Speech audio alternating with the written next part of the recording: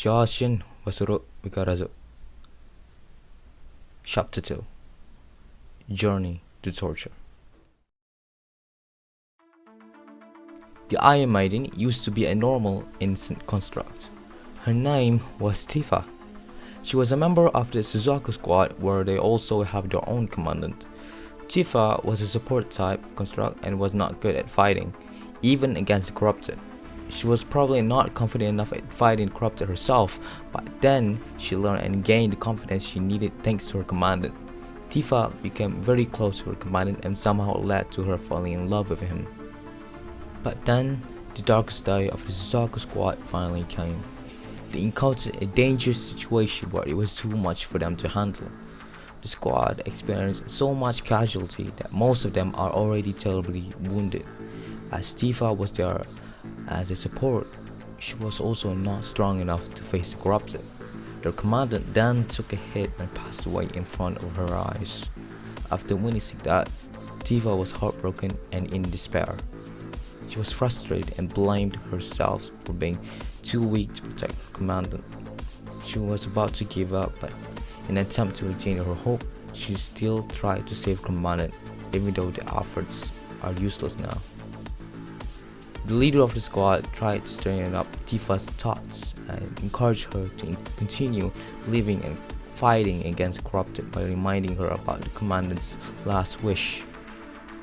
Witness the new dawn of humanity on my behalf.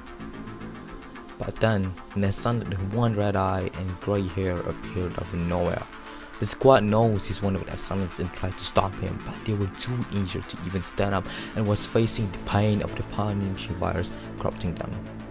The assailant then stopped the corrupted from attacking the Suzaku squad and took the leader's words as an advantage.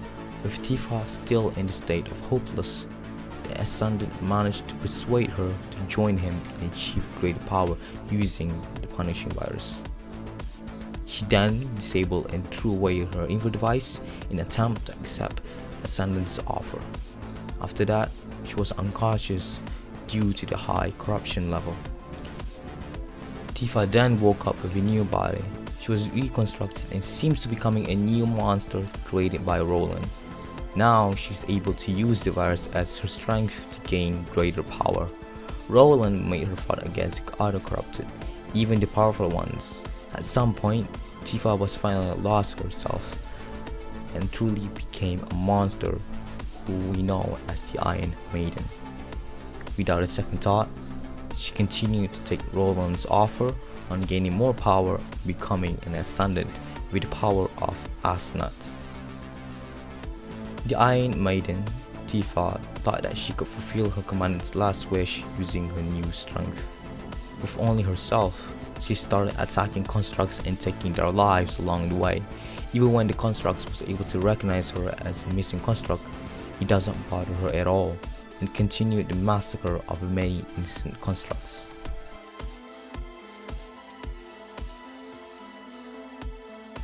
Thanks to the Grey Raven, another member of the Suzaku squad was able to survive and live long enough from the corruption in an effort to convince the Iron Maiden once more to bring back the pure and innocent construct, the one who loved the commandant of the Suzaku squad the most, Tifa.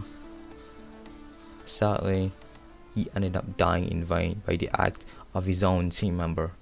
Tifa killed him without a single sense of mercy. Grey even had to retreat from the Iron Maiden and make their way through the holes made by Leif's levy guns. When they arrived at their target location, which is where the Cerberus squad is at, the Iron Maiden was already defeating them and caused a few deaths. Vera managed to survive and left this situation to the Grey Raven. Even when facing the Grey Raven, she keeps on thinking about her commandant, and after fighting against the Grey Raven and finally got defeated, her love for her commandant was still in her thoughts, and turns out he was the only one she could think about. Lucia thought Tifa was talking about the commandant of Grey Raven, so she told the other members to protect the commandant, but then Tifa misunderstood them and thought the commandant was her commandant of the Suzaku squad, so she got mad and released every last energy she has left as a last resort to defeat the Grey Raven. The commandant was able to save Lucia from Tifa's spikes, but Liv was caught in her attack area until Lee came and took the hit. He made the last shot to stop Tifa, and so the Iron Maiden was finally defeated for sure. The Iron Maiden was still half alive but too weak to continue fighting. The corrupted nearby took advantage of the situation to supply and improve themselves by taking parts of her body as their own, like zombies devouring a living human and eating their body piece by piece. In the end, Tifa's attempt on achieving greater power and carrying out her misunderstanding of her commandant's last wish ended in painful torment. Her journey to torture of herself. Now, for the other facts in the chapter.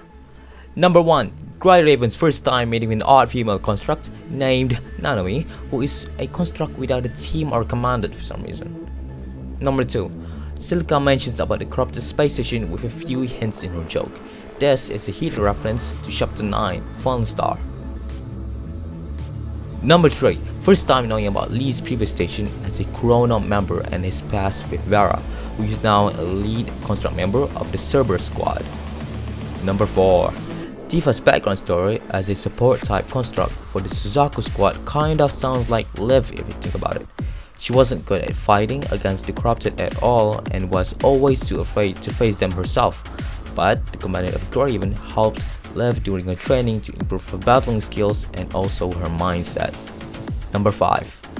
ISO devices were used in the battlefield to weaken the corrupted and create a safer isolation area for the teams. Number 6. Grey Raven meets Chrome for the first time, who is the leader of the Strikehawk squad. Number 7. Kamui makes an entrance and encounters the Iron Maiden in a very hilarious way. We will see more of him in the next chapter. Number 8. We got introduced to the so-called Ascension Network, which the Ascendants use. Number 9.